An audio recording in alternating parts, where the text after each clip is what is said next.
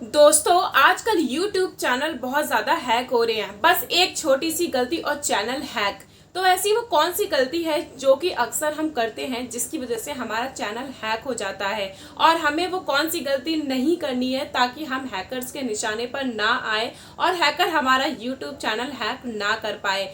तो ये वीडियो आपके लिए बहुत ज़्यादा इन्फॉर्मेटिव होने वाली है दोस्तों। तो इसीलिए फटाफट से जाके पहले सानवी टेक यूट्यूबर को सब्सक्राइब कर लो अगर आप इस चैनल पर नए हो। तो दोस्तों वीडियो को शुरू करते हैं, देरी नहीं करेंगे क्योंकि आपका समय कीमती है और इस चैनल का मकसद है कि आपका जो समय है वो बचाया जाए और आपको जेन्युइन इन्फॉर्मेशन दी जाए। तो चलो दोस्तों वीडियो शुरू करते हैं। दोस्तों होता क्या है कि जो स्कैमर्स होते हैं उनकी जो नज़र होती है ना, वो हमेशा ऐसे यूट्यूबर पर होती है जिसको वो अपने जाल में आसानी से फंसा सके।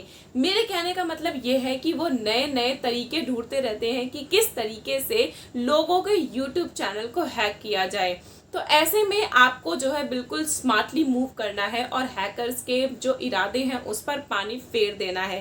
तो आपको ये सब चीज़ें कैसे करनी है दोस्तों? होता क्या है कि जो स्कैमर होता है यानी कि जो हैकर होता है वो आपके चैनल को हैक करने के लिए सबसे पहले तो आपको कोलैबोरेशन मेल भेजेगा।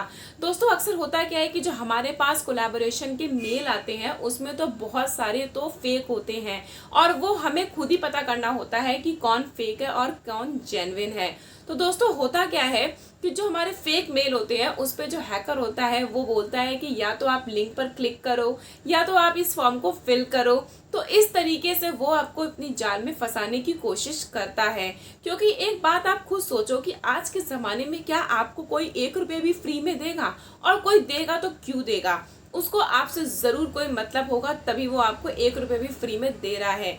तो दोस्तों एक बात जिंदगी में हमेशा ध्यान रखना कि कोई किसी को एक फूटी कौड़ी एक चवन्नी भी फ्री में नहीं देता है। अगर देता है तो उसका ज़रूर कोई ना कोई मकसद होता है उसके पीछे या कोई मतलब होता है, ठीक। तो ऐसे में होता क्या है दोस्तों कि जो स्कैमर होता है, जो फ्रॉड करने वाले होते हैं, वो ये सोचते हैं कि हम इनको कोलैबोरेशन के थ्रू मेल करेंगे जिसमें कि हम उनसे बोलेंगे कि आप इस लिंक पर क्लिक कर दो, आप ये फॉर्म भर दो, यहाँ पर आपको आपका आईडी डालना होगा, यहाँ पासवर्ड डालना होगा। और जैसे ही आप ये सारे स्टेप्स को फॉलो करते हो आप उनके चंगुल में फंस जाते हो और आपका हो जाता है फ़ोन हैक। जब आपका फ़ोन हैक हो जाएगा तो आपका जो भी डेटा है, आपका यूट्यूब चैनल से लेके हर एक चीज़, सबका एक्सेस उनके पास चला जाता है। तो इस तरीके से स्कैमर जो है स्ट्रैटेजीज बनाते हैं आपके चैनल को हैक करने का। तो एक बात आप खुद सोचो कि कोई भी ब्रांड आपको किसी लिंक पर क्लिक करने के लिए क्यों बोलेगा? ब्रांड को इन सब चीज़ों से कोई मतलब नहीं होता, उनको तो बस अपने ब्रांड को प्रमोट कराना होता है। ये फालतू की जो ऐपबाजी है वो कोई भी ब्रांड नहीं करता है। तो इसलिए आप हमेशा सतर्क रहना। जब भी आपके पास कोई भी कोलैबोरेशन मेल आए तो सबसे पहले उसको जाके अच्छे से पढ़ो और समझो। और कोई भी लिंक पर क्लिक करने को या फिर आपको कोई बोले कि आप इस पर क्लिक कर दो, उस पर क्लिक कर दो, हम आपको इतना पैसा दे देंगे, तो भाई साफ मना कर दो, बोल दो भैया हम तो इंटरेस्टेड ही नहीं है। क्योंकि देखो दोस्तों 2 पैसा कम मिल जाए कोई दिक्कत नहीं है, लेकिन जो 6 पैसा है वो गंवाने से तो बेहतर है। ये सिर्फ मैंने आपको एक एग्जाम्पल दिया है।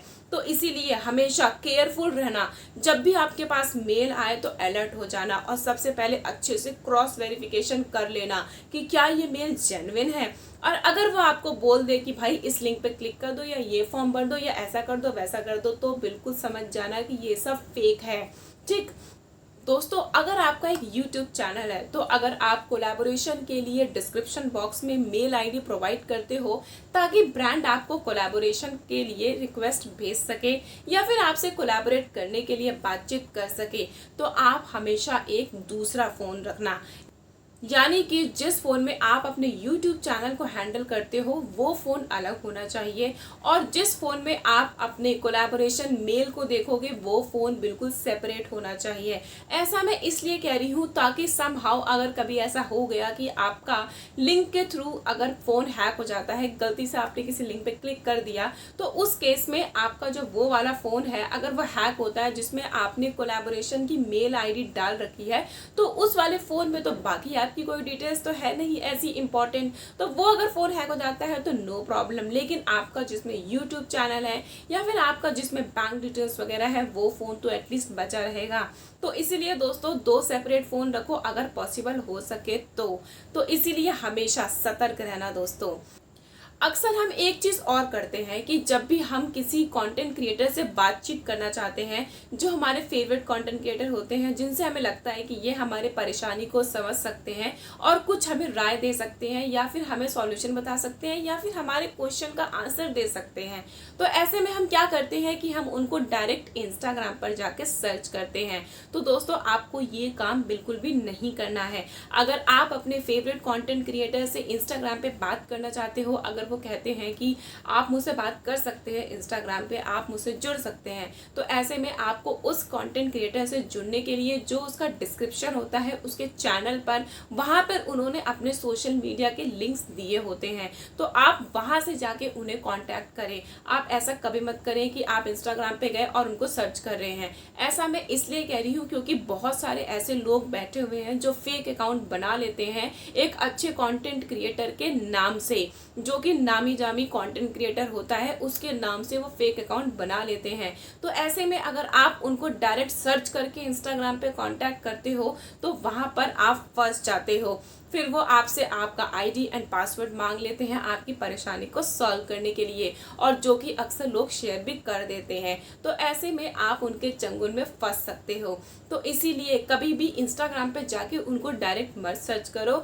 आप जो भी आपका कंटेंट क्रिएटर है उनके पेज को फॉलो करने के लिए उनके यूट्यूब चैनल पे जाएं, उनके डिस्क्रिप्शन बॉक्स में उन्होंने सोशल मीडिया के लिंक दिए होते हैं, आप उन्हें वहां से कांटेक्ट ज़रूर कर सकते हो। ये आपका एक बेहतर ऑप्शन होगा, एक सर्च करने से बेहतर ऑप्शन है।